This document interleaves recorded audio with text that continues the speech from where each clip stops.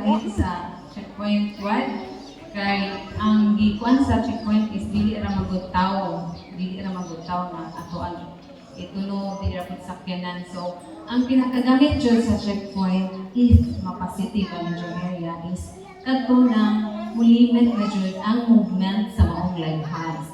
So if musud na jud si ASF sa inyong area, if naa mo checkpoint, makakontrol mo sa mga baboy nga ipapagawas o ipapasod sa maong mga tao.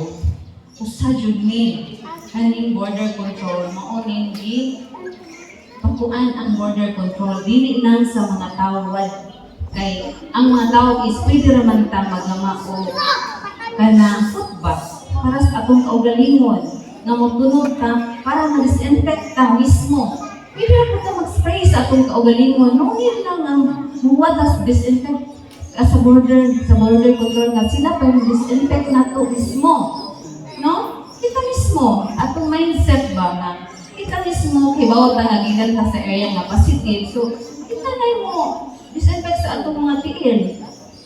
Ipang inyong labingan, ladyo, pero ikaw mismo naglaag-laag ka, kung asa ka, so kung makagutbat, pasod pagawas, maligo ka, gikan ka sa gawas, maligo ka. Sa gikainon ko na maligo, inig paglaog, inig gawas, maligo po. So ano nga time, minimize nato ang virus. Dili ingon nga, makuan jud pero at least naatay biosecurity nga gibuhat. Usa pa, ang atong border control is gihimo or atong himuon para katong magdaog karne nga musud sa inyo.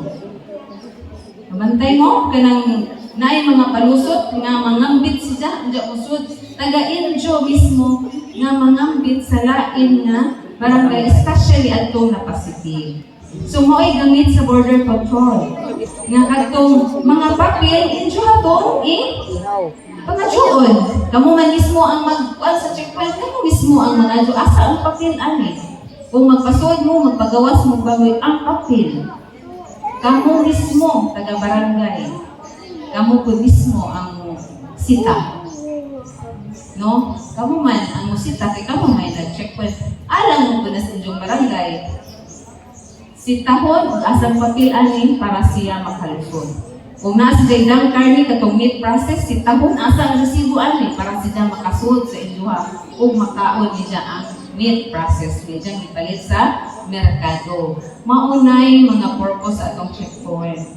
Dili lang katong mga tawo nga imuhang musud sa inyuha kay especially ani di man jud ingon kun nga sudlunon siya kay naasud na kuan man kamurag mga taga magsaysayan ng radyo ang asun ani no ja ang akong ilugang katong sa lamingan na di wa to gipasab nga mapas mo kay kung si Jara so pwede ra sila magpuli-puli sila o kuha given na naa siya footbath sa iyang gawas sa iyang lamingan na siya footbath magkuan siya nga maligo siya musod sa iyang lamingan inigawas maligo po siya. Ang sinina nga panglamingan is for panglamingan ra nga sininas nga buta.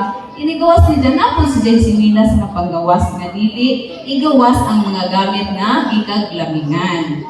So mao ni ang among dapat elaborate or ipasabot kuan ninyo.